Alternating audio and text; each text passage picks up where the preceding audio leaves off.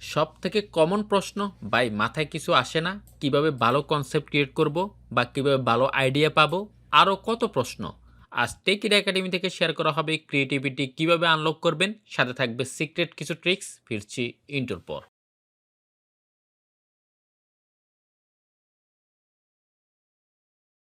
প্রথমে কথা বলব মাইন্ড নিয়ে। একজন ডিজাইনার হিসাবে আপনার মাইন্ড সবসময় ডিজাইন কেন্দ্রিক থাকবে।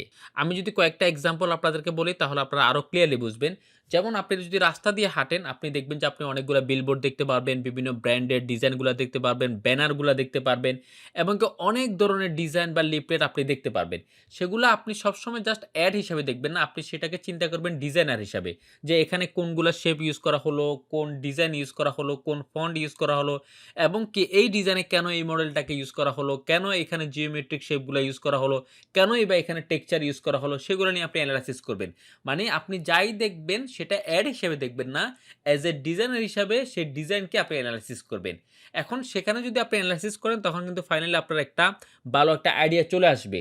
দেন যদি আমি বলি যে আপনার বাসায় যে ফার্নিচারগুলো আছে বা বিভিন্ন ইলেকট্রনিক যে অ্যাক্সেসরিজগুলো আছে সেগুলো নিয়ে আপনি এনালাইসিস করবেন যে আসলে এখানে কেন এই ডিজাইনটা ইউজ করা হলো বা এখানে কেন এই কালারটা ইউজ করা হলো। আর যদি কোনো একটা অ্যাক্সেসরিজে যদি কোনো একটা ডিজাইন দেখেন তাহলে সেখানে কি ফন্ট ইউজ করা হচ্ছে বা এই ফন্টটা কেন ইউজ করা হলো, সেগুলো নিয়ে আপনাকে এনালাইসিস করতে হবে। দেন ফাইনালি আরো একটা বলবো, সেটা হচ্ছে যে আপনি যখনই সোশ্যাল মিডিয়া ইউজ করেন, সেটা হতে পারে ফেসবুক, সেটা হতে পারে টুইটার, সেটা হতে পারে লিঙ্কডইন, আপনি সেখানে অ্যাড দেখতে পাবেন। বিশেষ করে আমাদের মোবাইল কোম্পানিগুলা বা বিকাশ বা ফুড পান্ডা এখন খুব অ্যাড চালাচ্ছে সোশ্যাল মিডিয়াগুলোতে। সেটা আপনি দেখবেন, বাট সেখানেও আপনি অ্যাড হিসাবে দেখবেন না। আপনি সেখানে ডিজাইন হিসেবে দেখবেন। আসলে এখানে কেমন ডিজাইন ইউজ করা হচ্ছে বা তাদের ব্র্যান্ডিং কালারটাকে তারা কিভাবে ফোকাস করতেছে বা তাদের লোগোগুলা কেমন। তাহলে কিন্তু ফাইনালি আপনি ডিজাইনার হিসাবে আপনি সবকিছু ডিজাইন কেন্দ্রিক চিন্তা ভাবনা করবেন। এরপর হচ্ছে যে আপনাকে সবসময় সিরিয়াস মোডে থাকতে হবে। মানে আপনি যাই দেখতেছেন সেটা তো ডিজাইন কেন্দ্রিক চিন্তা করতেছেনই, এমনকি সেটা একটু সিরিয়াস মোডে দেখবেন। যে আমি জাস্ট দেখলাম, শেষ ওখানে রাখলাম। না, আপনি ওটা দেখবেন এবং কি যদি আপনার কাছে যদি কোনো ডায়েরি থাকে বা কোনো প্যাড থাকে বা কোনো যদি মোবাইল অ্যাপস থাকে তাহলে আপনি জাস্ট ওটা লিখে রাখবেন যে আসলে এখানে এই ডিজাইনে এই কালারগুলো ইউজ হলো, এটা আমি নতুন জানলাম এবং কি সেগুলো নিয়ে আমি কাজ করব। দেন আমি একটা এক্সাম্পল বলি, সেটা হচ্ছে যে একজন ইঞ্জিনিয়ার যদি একটা বাড়ি দেখে সে চিন্তা করে যে এখানে আসলে কেমন ডিজাইন করা হয়েছে বা কয়টা বিম ইউজ করা হলো, কয়টা পিলার অ্যাড করা হলো, কয় তালা ইউজ করা হলো, কেমন ডিজাইনটা সে এখানে ড্রয়িং করছে, বাট ওইটা দেখে। বাট আমরা কিন্তু সেটা দেখি না, আমরা জাস্ট এখানে খুব সুন্দর হয়েছে জাস্ট এটার মধ্যে, যারা আমরা আমজনতা। সো আমিও আপনাদেরকে বলবো ওই যে ইঞ্জিনিয়ার যেভাবে দেখে আপনাদেরকেও যে কোনো ব্যানার, যে কোনো লিফলেট বা যে কোনো ডিজাইন আপনাদেরকে দেখতে হবে ডিজাইনার হিসাবে। জাস্ট অ্যাজ এ ডিজাইনার হিসাবে আপনারা দেখবেন যে আসলে এখানে কি ইউজ করা হলো। তাহলেই ফাইনালি আপনার মাইন্ড যখন ডিজাইন কেন্দ্রিক রাখবেন তাহলে আপনি সেখান থেকে খুব একটা ভালো একটা আউটপুট নিতে পারবেন। দেন আপনি সেগুলো এপ্লাই করতে হবে। লাইক আমি আপনারা এখানে দেখতে পাচ্ছেন যে আমার সোশ্যাল মিডিয়া পোস্ট ডিজাইন করা টেক ইট একাডেমির জন্য। তো আপনি মনে করেন এখানে অনেকগুলো ডিজাইন দেখলেন। এখন সেটা ডিজাইন দেখে আপনি সেটা এপ্লাই করবেন। তো এপ্লাই করার জন্য আপনি ১ম এ যদি কোনো একটা সোশ্যাল মিডিয়াতে যান বা কোনো যদি Pinterest এ যান, সেখানে যদি যেকোনো ডিজাইন দেখেন সেটাকে নিয়ে একটু এনালাইসিস করবেন যে আসলে এখানে কেমন ডিজাইন ইউজ করা হচ্ছে, কেমন কালার ইউজ করা হচ্ছে, কেমন টেক্সট ইউজ করা হচ্ছে, সেগুলা কেন্দ্র করে আপনি দেন হচ্ছে যে একটা লেআউট দাঁড় করাবেন। দেন ওই লেআউটটা দাঁড় করে আপনি সেটা ডিজাইন স্টার্ট করবেন। ওই যে আমাকে অনেকে বলে যে ভাই আমি ডিজাইন আইডিয়া পাই না বা হচ্ছে কিভাবে কনসেপ্ট জেনারেট করব। এই যে এই সকল ওয়ের মাধ্যমে আপনি কনসেপ্ট জেনারেট করতে পারবেন। প্রথম হচ্ছে আপনার মাইন্ডটাকে সেট আপ করে রাখবেন ডিজাইন কেন্দ্রিক। দেন আপনি যেটা দেখবেন সেটা অনুযায়ী আপনি ক্রিয়েট করবেন। যেমন আপনাকে যদি কেউ একজন বলে যে আপনি রিয়েল এস্টেট বা হচ্ছে যে বিজয় দিবস বা ২১শে ফেব্রুয়ারি সম্পর্কে আপনাকে ডিজাইন করার জন্য। তাহলে আপনি জাস্ট ২১শে ফেব্রুয়ারি লিখে আপনি সোশ্যাল মিডিয়াতে সার্চ করবেন। দেখবেন যে অনেকগুলো ডিজাইন পেয়ে যাবেন। দেন সেখান থেকে এনালাইসিস করে দেন আপনি একটা লেআউট দাঁড় করাবেন। দেখবেন যে তখন আপনার কনসেপ্টের অভাব হবে না, আপনার লেআউটের অভাব হবে না। আপনাকে তখন যদি ১০০টাও ডিজাইন করতে বলে শুধুমাত্র ২১শে ফেব্রুয়ারি নিয়ে, আপনি করতে পারবেন। কারণ আপনি এনালাইসিস করতেছেন, আপনি ডিজাইন নিয়ে চিন্তা ভাবনা করতেছেন। তখন কিন্তু আপনার কনসেপ্টের কোনো অভাব হবে না।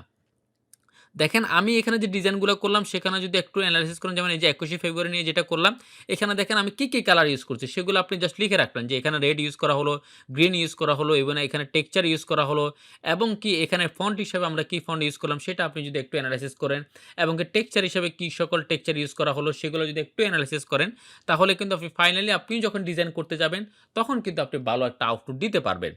দেন কথা বলব কন্টিনিউ ওয়ার্ক নিয়ে। আপনি ডিজাইনার হিসাবে আপনার মাইন্ড রাখলেন ডিজাইন কেন্দ্রিক এবং কি আপনি সেটা এপ্লাই করলেন বিভিন্ন ডিজাইনে, বাট সেটা কন্টিনিউ করলেন না। তাহলে হবে না। আপনাকে এই কাজগুলো কন্টিনিউ করতে হবে। তাহলে আপনি দেখবেন যে আপনার আইডিয়া আর কোনো অভাব হবে না। মানে আপনি প্রসেস থামায় দিবেন না। আপনাকে মাইন্ডে এটা সেটআপ করতে হবে যে আমাকে পারতে হবে এবং কি আমার কনসেপ্ট যাতে সবসময় আমার মাথায় থাকে।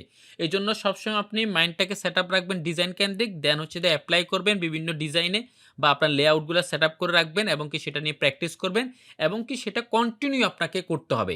তাহলে আপনি ফাইনালি আপনার কখনোই ডিজাইন নিয়ে কোনো প্রবলেম হবে না এবং কি আপনার কখনো লেআউট বা হচ্ছে কনসেপ্ট নিয়ে কখনো প্রশ্ন জাগবে না।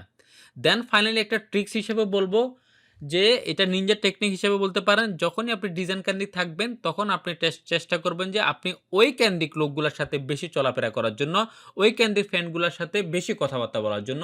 এজন্য আমি বলব যে বিভিন্ন কমিউনিটিতে আপনি এড হয়ে থাকেন এবং বিভিন্ন গ্রুপে এড হয়ে থাকতে পারেন। তবে আমি স্পেশালি বলব আপনার টেকের একাডেমির যে কমিউনিটি গ্রুপটা আছে সেখানেও অ্যাক্টিভ থাকতে পারেন এবং কি আমাদের পেজটা তো লাইক দিয়ে রাখতে পারেন। তাহলে আপনার ডিজাইন কেন্দ্রিক চিন্তাভাবনা করার জন্য টেকের একাডেমি আপনাকে হেল্প করবে। কারণ টেকের একাডেমি অনেক সময় ডিজাইন নিয়ে অনেক রিসোর্স শেয়ার করে, অনেক সময় ডিজাইন নিয়ে কথাবার্তা বলে। তখন আপনি যদি এগুলা নিয়ে যদি আপনি চিন্তা ভাবনা করেন তখন কিন্তু আপনার আর কোনো প্রবলেম হবে না। এমনকি যে সকল ফ্রেন্ড সার্কেলগুলা আইটি কেন্দ্রিক সেগুলোর সাথে আপনি একটু চলাফেরা করার ট্রাই করেন। তাহলে আপনার কথাবার্তা কিন্তু আইটি কেন্দ্রিক থাকবে। তাহলে কিন্তু আপনার ওই যে ডিজাইন কেন্দ্রিক যে মাইন্ডটা আছে সেটা কিন্তু আপনার থাকলোই। সো আমি বলব যে আপনার যারা ফ্রেন্ড সার্কেল অন্য সেক্টরে তাদের সাথে একটু চলাফেরা কম করে আপনার যে ফ্রেন্ডগুলা ডিজাইন কেন্দ্রিক বা আইটি কেন্দ্রিক তাদের সাথে কথাবার্তা বেশি বলেন এবং কি আপনার ফেসবুকে যারা আইটি কেন্দ্রিক বা ডিজাইন নিয়ে কাজ করে তাদের সাথে ফ্রেন্ডশিপ করেন এবং কি তাদের সাথে কথা বলেন এবং কি বিভিন্ন গ্রুপ বা কমিউনিটিগুলোতে অ্যাড থাকেন এবং কি সেখানে আপনি ভিজিট করেন এবং কি ফাইনালি বলব যে রাতে ঘুমানোর টাইমে আপনি অন্তত ফেসবুকে একটু কম ব্রাউজ করে আপনি Pinterest বা Behance এ ব্রাউজ করেন তাহলে আপনার ডিজাইন আইডিয়া আরো বাড়বে। সো আজকে এতটুকু পর্যন্ত। এছাড়াও টেকের একাডেমির অ্যাডভান্স গ্রাফিক ডিজাইন এবং মোশন গ্রাফিক্সের কোর্স রয়েছে যা আপনি অনলাইন এবং অফলাইনে করতে পারবেন। তাছাড়াও টেকের একাডেমির ফেসবুক পেজ এবং কি কমিউনিটি গ্রুপ রয়েছে যেখানে হিউজ পরিমাণে রিসোর্স শেয়ার করা হয় যা আপনারা ডিসক্রিপশনে পেয়ে যাবেন। Thank you.